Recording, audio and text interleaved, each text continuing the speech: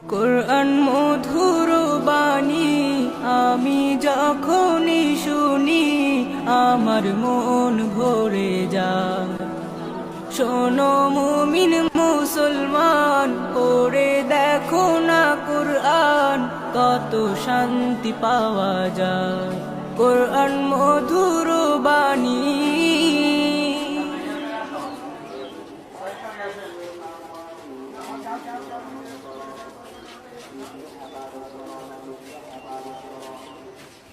Line যেন বাঁকা না হয়।